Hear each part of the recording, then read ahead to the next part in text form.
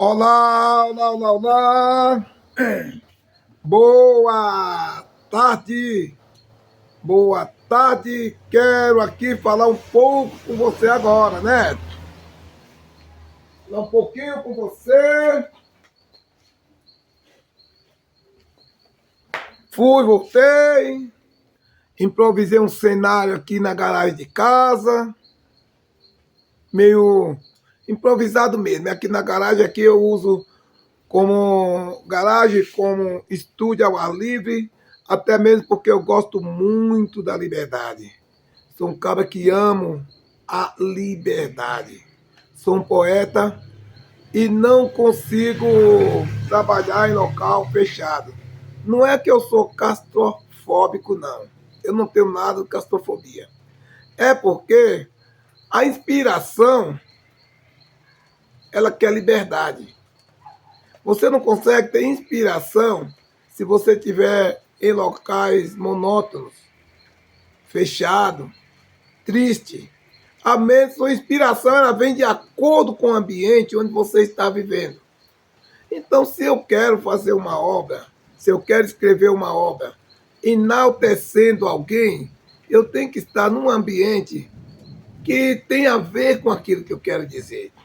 Porque a tua inspiração vem de acordo com o momento que você vive. A inspiração é algo de momento. Tanto que se você for buscar na filosofia ou na nossa história, você vai ver os mais renomados cargos sociais, hierárquicos brasileiros, ele teve as renomadas universidades.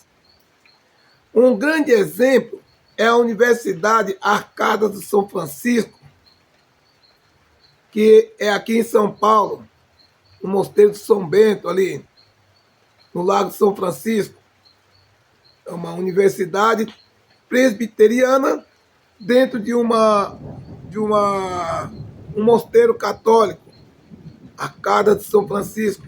Esta universidade é uma das mais antigas do Brasil. Inclusive, ela formou nossos grandes e renomados juristas, nossos estadistas.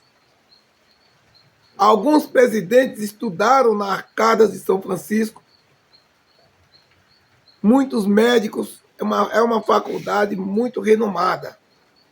Ela hoje está existindo muitas outras e por isso ela ficou no esquecimento. Mas não há quem vem das formaturas antigas aqui, quem se formou aqui há 50, 60 anos, que não tenha passado pela Arcada de São Francisco. Pode não ter passado por ela, mas teve ela como referência. A Arcada de São Francisco foi uma das universidades, faculdades, referência para outras faculdades, para que outras fossem existir. Então, o que acontece? Mais um poeta. Algum poeta se formou na faculdade? Não. Nenhum poeta se formou em nenhuma faculdade, porque não existe faculdade de formar poeta. A faculdade que forma os poetas são faculdades mentais. Esta aí, ela é empírica e endêmica do próprio poeta. A poesia, ela é divina. Ela vem de uma insuflação divina. A inspiração, ela vem de uma insuflação divina. Tão divina que quando recebemos, não sabemos de onde veio e nem como veio.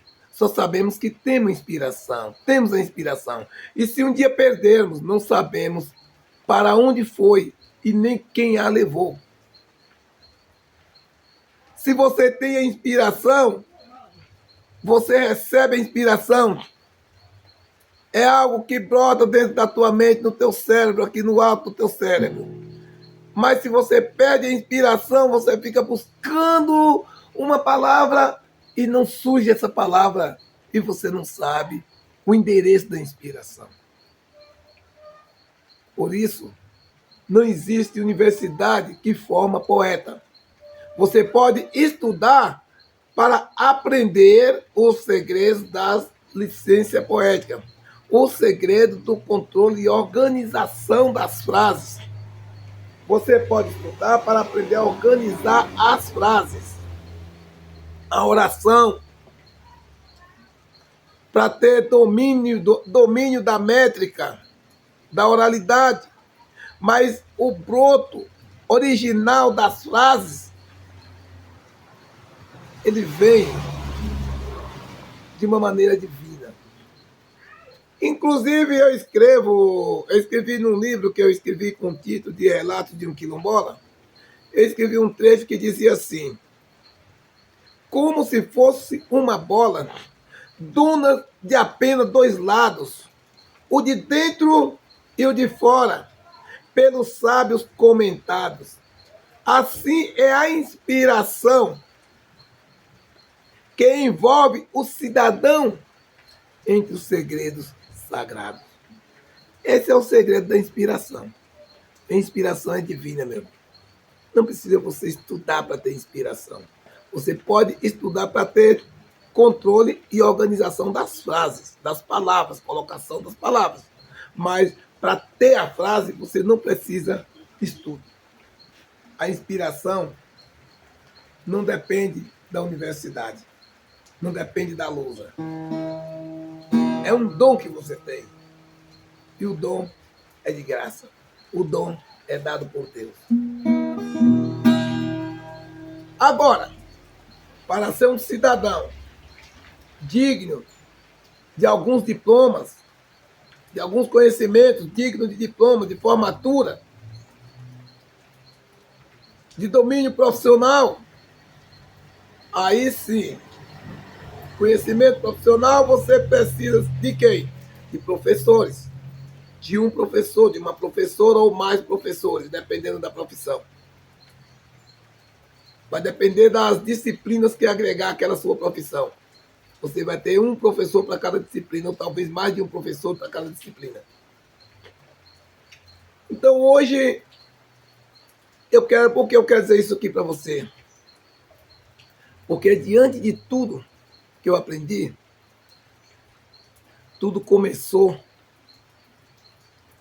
quando eu não sabia ler, eu não tinha professor.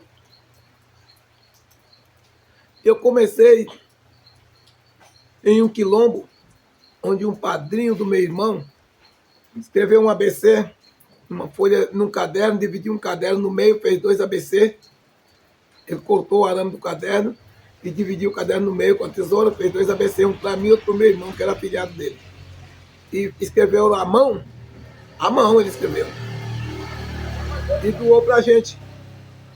A partir daí, meu pai foi numa cidade vizinha sim, distante uns 30 quilômetros, e comprou 2 ABC em uma feira lá, e trouxe um para mim e outro para meu irmão. O meu irmão não teve tanto interesse de estudar, eu já tive bastante interesse. E me esforcei, isso foi em 1968. Me esforcei de 68 até 1974, eu estudei o ABC, a cartilha, 2 cartilhas meu pai comprou, terminei uma e comprou outra. Eu não tinha conhecimento de livros, comprava o que aparecesse lá. Aí estudei um primeiro livro, que eles falavam na época, né? Primeira série, mas eles falavam o primeiro livro. Depois estudei o segundo livro. Só lendo, só sabia ler. Com dificuldade, com as pessoas me ensinando a lição de casa. A cada visita que ia na casa do meu pai, que nós morávamos num quilombo, mas a cada 10, 15 dias ia pessoas lá em casa visitar meus pais e ver como é que a gente estava. E essa pessoa ia lá e me dava lição, me ensinava lição. E ali eu passei 6 anos para estudar um ABC, 2 cartilhas, um primeiro e um segundo livro, 5 livros. Aí meu pai mudou em 74 para mais perto de uma escola, de uma vila, distante 5 quilômetros. Me levou na cidade, fez minha certidão de nascimento, aí me levou nessa escola, fez minha matrícula. A professora começou a ter dificuldade de me ensinar a separar as matérias, porque eu só sabia ler. Eu não sabia o que era português, nem o que era estudos sociais, nem ciência, nem geografia, nem história. Para mim, tudo era a mesma coisa. Era letra e lição que eu tinha que ler. É aí que eu fui aprender as disciplinas de saber o que era português, matemática. Matemática para mim era fazer conta. Eu não sabia nem se o nome era matemática. Eu fui aprender a conhecer português, matemática, primeira e segunda série.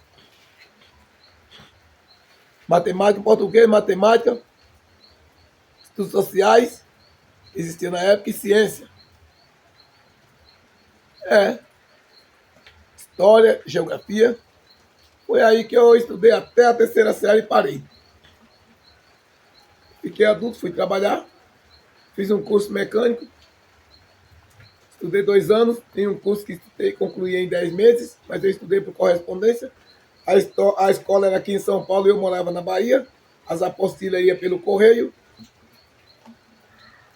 As provas também, a resposta das provas eu estudava, destacava a prova, mandava, preenchia, destacava, mandava. Eles examinavam aqui, corrigia e dava nota e mandava. E assim eu passei 2 anos estudando um curso que fazia em 10 meses. Sem problema. Mas com isso, ficou gravado em minha mente. Um fator me ensinou, eu aprendi a valorizar uma professora. Estudei e fiquei imaginando como eu faria para enaltecer as professoras. Vim para São Paulo. Aqui em São Paulo trabalhei, vim para aqui em 89, trabalhei em obra de 89 até 2000. Em 2000 eu comecei a estudar. Cheguei, tentei concluir, comecei na quinta série, fiz uma prova, entrei na quinta série, concluí a quinta série, voltei para o serviço, para a obra novamente. Não consegui ficar na sala de aula, mas tive um apego, uma gratidão pelas professoras, porque aqui também eu tive uma gratidão pelas professoras. Eu era um bom aluno. Para começar, eu era grato a quem me ensinasse alguma coisa. E eu tive o privilégio de aqui ter algumas professoras que tinham o mesmo perfil da professora que me ensinou lá na Bahia, a dona Maria Suriano. Quando foi em 2000,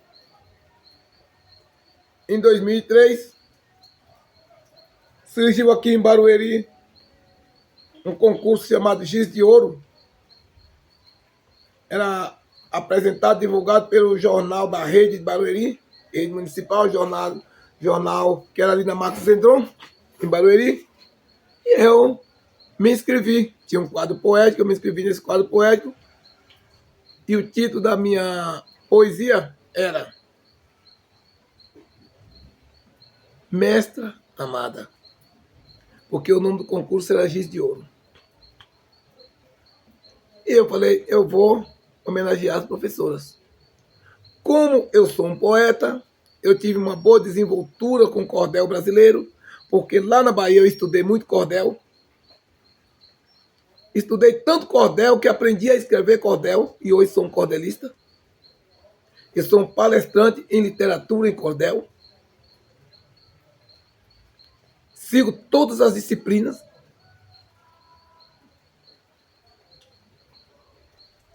Oração, rimas, métricas e acrósticos. Toda a oralidade do cordel que eu sigo com disciplina. Sou um palestrante desta área. Sílaba tônica cordelista ou cordeliana, como se chama. Sílaba tônica cordelística ou cordeliana. Alguns chamam cordelística, outros chamam cordeliana. Sei que é a sílaba tônica da métrica do cordel. E com isso aí, eu comecei a trabalhar na obra da literatura. E hoje, eu sou um cordelista. E a obra que mais me levou a ser premiado, não uma só vez, mas em várias vezes, vários concursos que eu participei, foi a obra com o título de Mestra Amada, que é um tributo às professoras. porque eu sou aquele que reconheço a necessidade que tive de uma professora. Só sou quem sou hoje, porque um dia eu tive uma professora. Tive professores, não só uma professora, mas vários professores. Inclusive, na minha formatura, essa poesia eu narrei em homenagem aos professores da minha formatura minha e da minha esposa no segundo grau, em 2017. E consegui vários prêmios. E hoje vou agora render esta poesia e entregar uma dupla de professoras a quem, através delas, eu homenageio todas as outras. Eu tive várias professoras. Hoje, só hoje na faculdade, na minha pós-graduação, eu tenho 4 professoras. Durante a minha graduação, tive 3 professoras na universidade. Professoras e mais uns 4 ou 5 professores. Então, tive muitas professoras. Até hoje, acho que já passei por... sentei diante de mais de 40 ou 50 professores. Mas eu tenho 2 professoras que marcou a minha história. Uma professora foi a chave de partida do meu conhecimento. E o nome dessa professora é Maria Soriano. A Maria professora, que muitos a chamavam lá na minha vila, em Pindorama. Era chamada Maria professora. E através dela, eu aprendi os primeiros passos da sala de aula. Porque foi ela que me falou, não só para mim, mas para a classe inteira. Espero que os demais também tenham observado o que eu observei e levado a sério o que eu levei. Quando ela disse para a gente que a educação começava em casa e complementava na sala de aula. Que a sala de aula era um complemento para a educação. Entre muitas das frases que ela falou, essa me marcou. Porque eu trouxe de casa os valores morais. E eu, a partir daí, eu guardei essa frase comigo. E aqui, em São Paulo, uma outra professora, chamada Denise Soares, professora de português, ela marcou muito o meu aprendizado. Uma época que estava havendo uma crítica entre os alunos da sala de aula, e ela chegou e contou para a gente uma parábola de um funcionário que todo dia ele chegava no escritório falando mal de outros funcionários para o patrão, o funcionário fofoqueiro.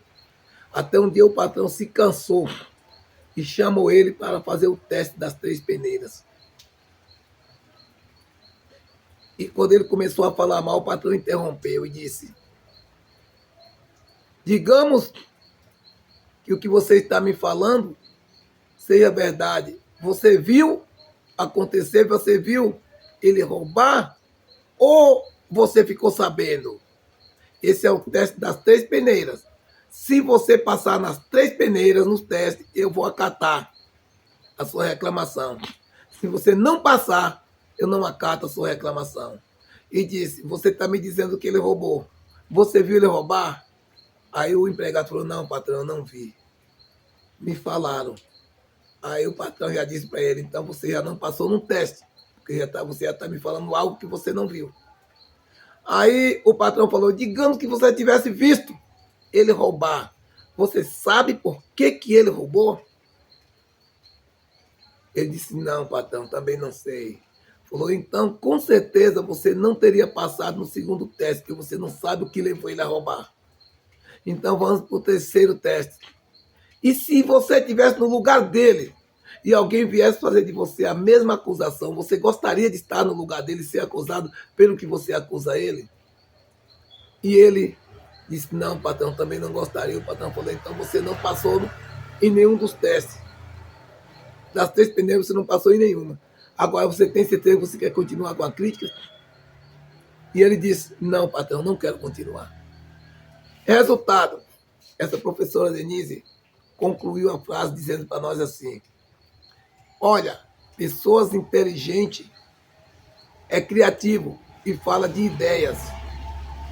Pessoas comuns é normal e fala de fatos e acontecimentos. E pessoas mesquinhos é um péssimo que não tem do que falar a não ser da vida de alguém. Então, isso, cara, para mim que vivia no campo onde eu ouvia todo dia uma fofoca de pessoas, de colegas de trabalho, eu guardei aquilo comigo. Então, meu amigo, meu jovem, meu cidadão, não existe sabe tudo. Todo mundo dependeu de uma professora. Preste atenção em tudo que a tua professora falar, porque alguma coisa vai servir para a tua vida. Alguma coisa vai te servir como lição. Alguma coisa vai ser o seu guia. Alguma coisa vai ser o seu mantra. Você não vai errar se você observar as verdades que uma professora te fala. Porque pense em alguém que tem amor em ensinar. É uma professora. A professora, ela é uma amiga. Ela é uma ouvidora. Ela é uma psicóloga. Ela é uma doutora. A professora, ela é mais do que tudo que você imaginar. É uma confidente dos teus mais íntimos sentimentos. Às vezes, sentimentos que você não tem coragem de falar para o teu pai, para a tua mãe, para os teus irmãos, você fala para a tua professora, em busca de uma palavra de conforto. Então, antes de você criticar sua professora, agradeça a ela por, às vezes, dispensar a você a atenção que, às vezes, ela deixa faltar ao marido e aos filhos dentro de casa. Às vezes, a professora não tem tempo para os seus próprios filhos, porque, às vezes, tem 3 turnos de trabalho, de manhã, tarde e noite. E ela divide, compartilha com seus alunos uma atenção que devia ser para os seus filhos ou para o seu marido. Por isso, respeite suas professoras. Então, eu tenho essas 2 professoras como meus mantras, meus exemplos de vida. Maria Soriano foi minha professora em 1975, ainda no governo de Ernesto Geisel, depois do governo de Emílio Garrastazu Médici, ainda no regime militar. E Denise Soares, já em 2001, final do governo Fernando Henrique Cardoso, em 2000. Todas as outras eu devo respeito. Todas, todas, todas.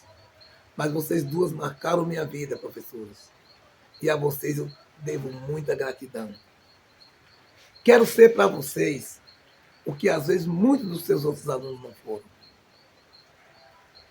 Denise Soares já ouviu essa poesia várias vezes.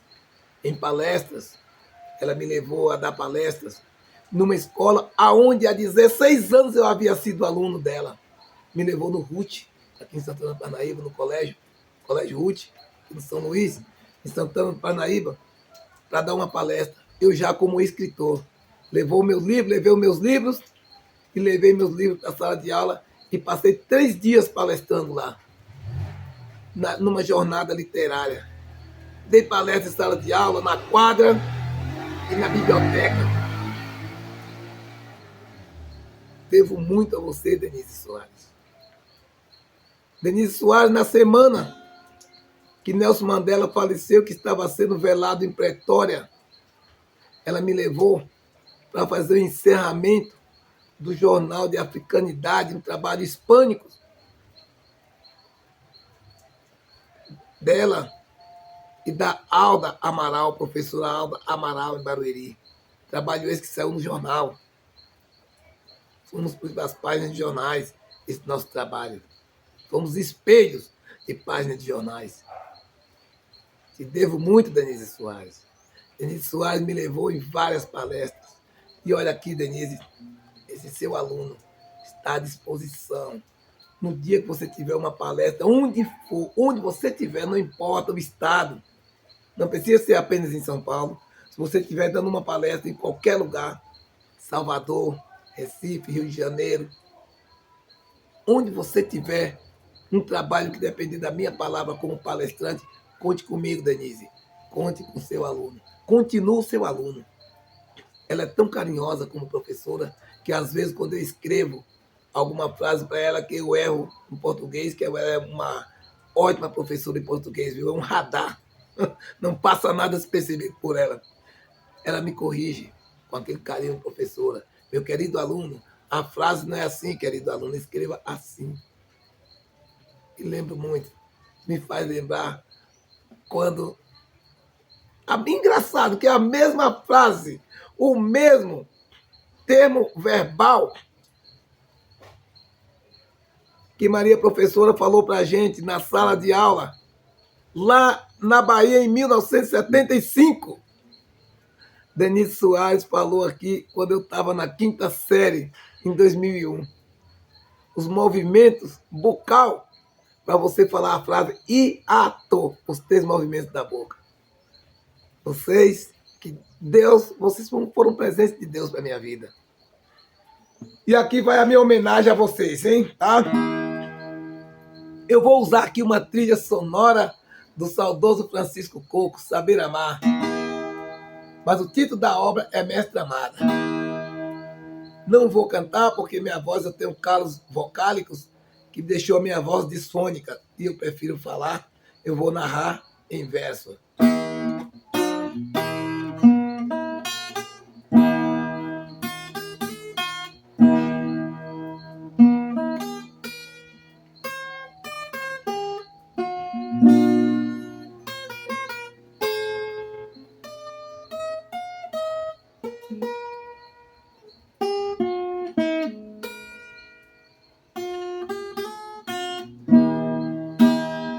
Saber amar é colher a flor,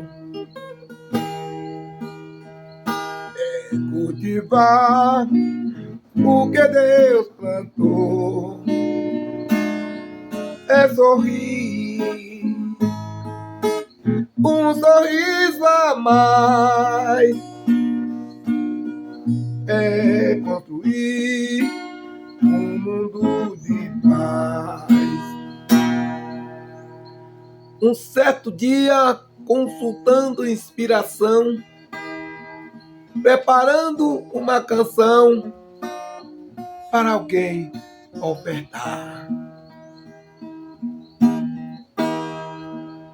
me veio à mente um alguém tão importante de atenção a lhe prestar. E esta gente era minha professora, sendo ela a condutora desta minha inspiração. Professorinha, para a festa do teu dia, com a sincera alegria, preparei esta canção. Um certo dia, consultando a inspiração, preparando uma canção para alguém ofertar, me veio à mente um alguém tão importante que merecia um instante de atenção a lhe prestar. E esta gente era minha professora, sendo ela condutora desta minha inspiração. Professorinha, com orgulho e alegria, para a festa do teu dia, escolhi esta canção. Oh, mestre amada, digna de grande saber, expressamente a você. Hoje faço esta canção, professorinha, amiga da criançada, igualmente a mãe amada, vive em cada coração.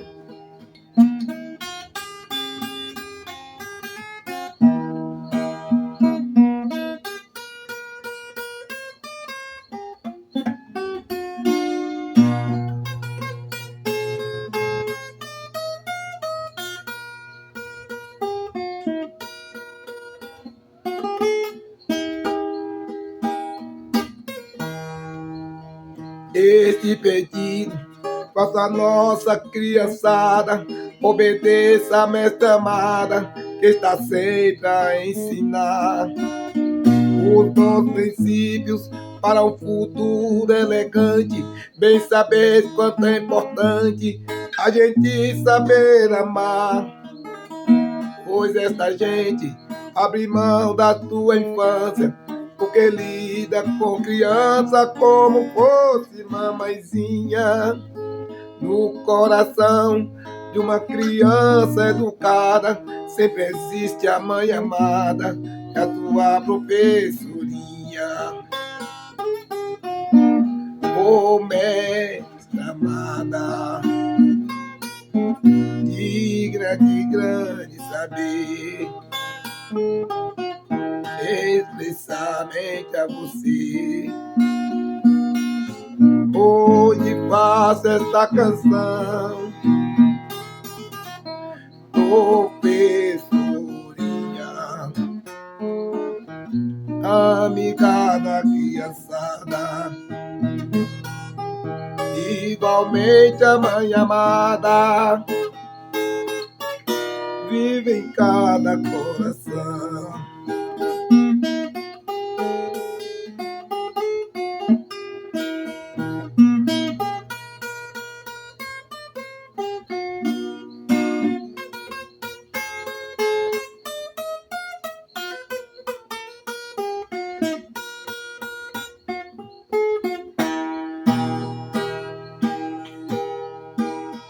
Eu agradeço ao fim do ano, ela se sente nervosa e ao mesmo tempo orgulhosa, vendo a turma formar e prosseguindo na tua mesma carreira, torna-se ela conselheira de algum que reprovar. Eu agradeço ao ver tanta formatura, essa gente de ternura, estrela deste Brasil. Professorinha, tu és sempre venerada, tal qual uma imaculada, com teu manto cor de anil. Professorinha, tu és sempre venerada, igualmente a imaculada, com teu manto cor de anil.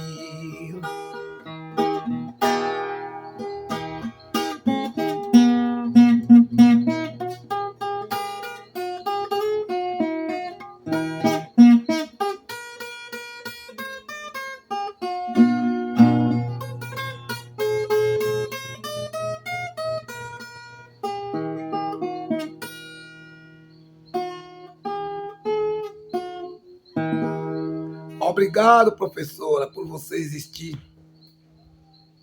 Ainda bem que existe você,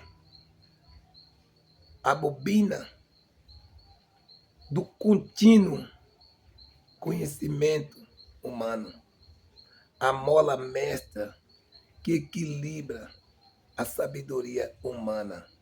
Obrigado, professora. Receba de mim o que outros alunos te deixaram faltar: a honra, o respeito, a admiração, a gratidão. Sou grato a você e o Brasil sabe disso. O Brasil e o mundo te devem todo o saber que tem hoje. Ninguém nasceu sabendo nada, tudo se aprendeu. E para aprender, tivemos que ter professores. Obrigado, nobres mestras, mola mestra do sustento e equilíbrio do saber humano. Obrigado, professora. Que o amor, a paz, as conquistas, o triunfo, a prosperidade te seja a recompensa de todo o bem que tem praticado. Obrigado por você existir.